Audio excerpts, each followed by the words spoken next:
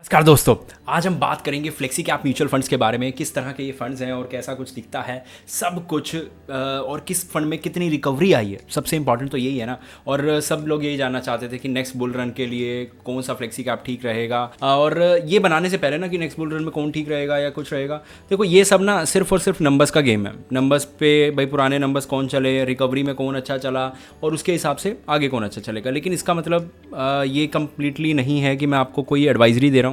और जो भी कंप्लीट ये आपको वीडियो के अंदर दिखेगा ये सिर्फ एजुकेशनल कंटेंट है।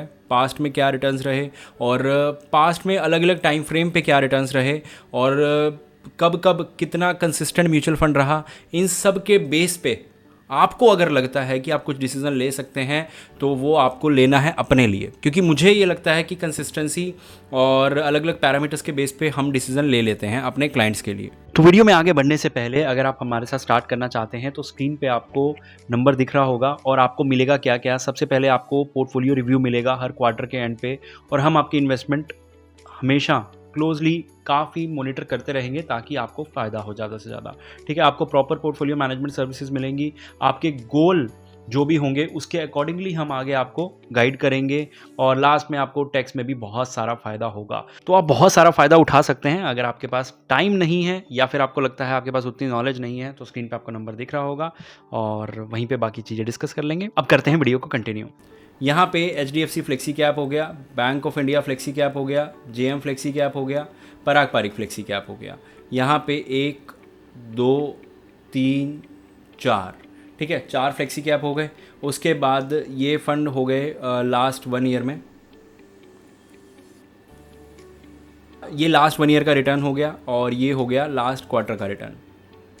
अब क्वार्टर में मैं कंपेयर करूं किसने रिटर्न्स निकाले, दो ही थे, HDFC फ्लेक्सी और बैंक ऑफ इंडिया।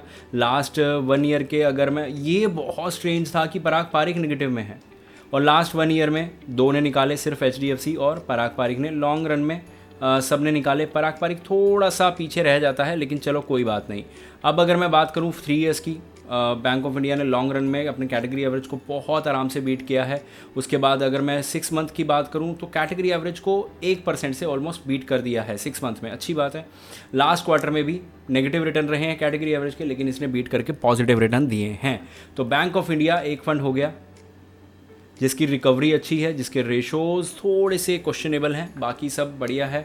तो बैंक ऑफ इंडिया पहला फंड हो गया इस वीडियो का, ठीक है। उसके बाद अगर मैं कंपेयर करूं लास्ट 1 मंथ में भी 2% बेटर दिए हैं कैटेगरी एवरेज से।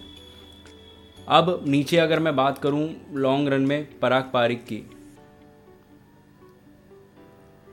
तो पराग पारिक ने ये लास्ट 6 मंथ में रिटर्न्स उतने अच्छे नहीं निकाले हैं,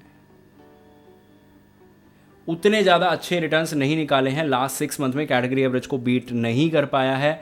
और लास्ट क्वार्टर में कैटेगरी एवरेज को जरूर बीट किया है, क्योंकि मैं बोल रहा था ना ये बहुत क्वेश्चनेबल है कि ये माइनस में कैसे है। माइनस में ऐसे है कि कैटेगरी एवरेज ही -2% है और लास्ट 1 मंथ में तो 1% ज़रूर है, लेकिन कैटेगरी एवरेज फिर से माइनस में है। तो पराग पारिक भी एक सॉलिड फंड आ जाता है। अगर आप HDFC की डिटेल में वीडियो देखना चाहते हैं तो हमें बता दीजिएगा, क्योंकि पराग पारिक की ऑलरेडी डाल चुका हूँ, JM की ऑलरेडी डाल चुका हूँ, बैंक ऑफ इंडिया और HDFC की हमारे चैनल पे नहीं है। अब यहाँ पे JM फ्लेक्सी कैप की बात करें तो इस फंड ने कैटेगरी एवरेज को बीट नहीं किया लास्ट 6 मंथ में, ये थोड़ा प्रॉब्लमेटिक रहा है।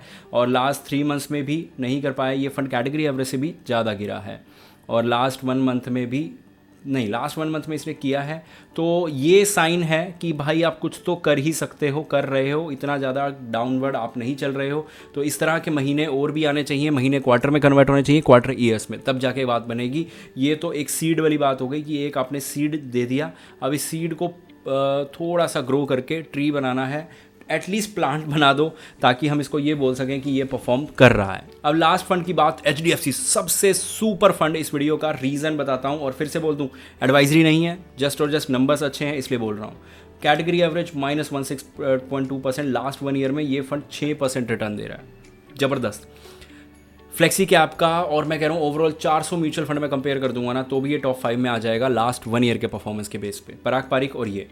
HDFC फ्लेक्सी की आपकी लास्ट क्वार्टर की बात करें तो अपने कैटेगरी एवरेज से 2.52% अच्छा, ऑलमोस्ट 2.56। कैसे, 1% माइनस का हो गया और 1.5% पॉजिटिव, तो टोटल हो गया 2.5% के आसपास।